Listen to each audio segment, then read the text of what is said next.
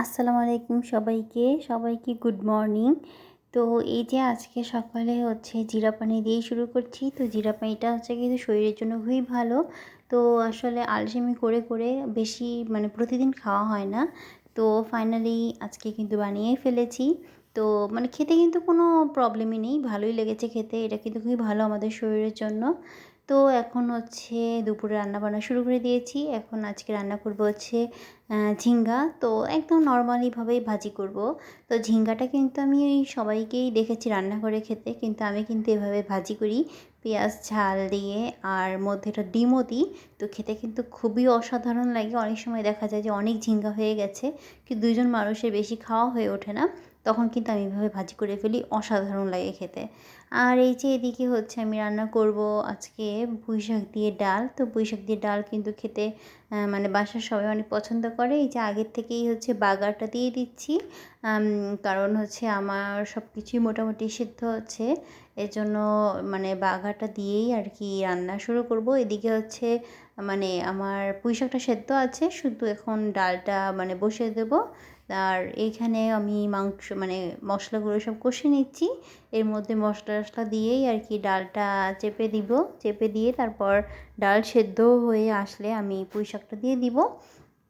আসলে পুঁইশাকটা আমার কালকের ছিল। কালকে গতকালকে কিছু রান্না করেছি, চিংড়ি মাছ দিয়ে ঝোল করেছিলাম। আর কিছু বেশি মনে হচ্ছে যে বেশি হয়ে গেছে, এর জন্য তুলে রাখছি।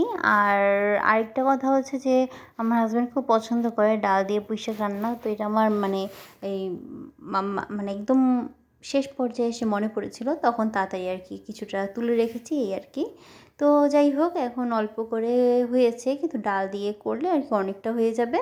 তো এই তো আমার ডাল সিদ্ধ হয়ে গেছে, পুঁইশাকও দিয়ে দিয়েছি। এখন একটু পানি দিয়ে দেবো, কারণ ডাল আর পুঁইশাক একটু ঝোল ঝোল খেতেই বেশি ভালো লাগে আর কি। তো এই যে দেখেন, এটা কিন্তু হয়ে গেছে, খুব সুন্দর একটা কালার এসেছে, আর খেতে কিন্তু খুবই মজা হয়েছিল। তো যারা অনেকেই হয়তো অনেকভাবে রান্না করে, আমি আর কি এভাবেই শর্টকাটে রান্না করে ফেললাম। কোনো কিছু কিন্তু কাটা থাকলে বা সেদ্ধ করা থাকলে রান্না করতে কিন্তু খুবই সোজা, অনেক টাইম কম লাগে।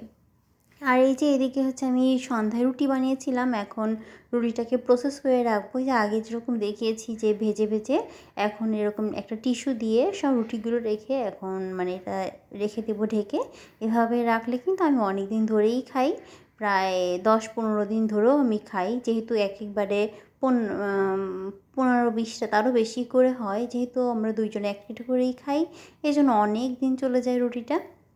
তো এই যে এখন রুটি থাকলে কিন্তু বানানো থাকলে মাথা থেকে মনে হয় যেন এটা টেনশন চলে গেছে। তো এখন সন্ধ্যার দিকে রুটি বানিয়ে আমার জন্য একটু চা বানিয়ে নিচ্ছি। আসলে এই সংসারের এই কাজকাম করতে করতে এখন কিন্তু আর চা সেরকম খাওয়াই হয় না। আগে যেরকম বাবার বাসায় থাকতে চা খুব রিল্যাক্স করে খেতাম, এখন আর তা হয় না। তো যাই হোক, এই যে সব কিছু আমি করে আমি এখন চাটা বানিয়ে নিলাম। তো আমি কিন্তু চা দুধ জাল করে খাই না, আমি লিকার করে খাই। আমার কাছে কিন্তু এটা খুব ভালো লাগে খেতে। হয়তো অনেকেই খায়, আবার অনেকেই খায় না। তো দেখেন, চার কালারটা কিন্তু একদম খারাপ হয়নি এভাবে। তো যাই হোক, আমার কাছে তো লিকার চা বেশ ভালো লাগে। আমি মনে হচ্ছে যে চার ফিলটা পাই, কিন্তু দুধ চা এরকম ঘন করে খেলে মনে হয় যেন আমি চার ফিল পাই না।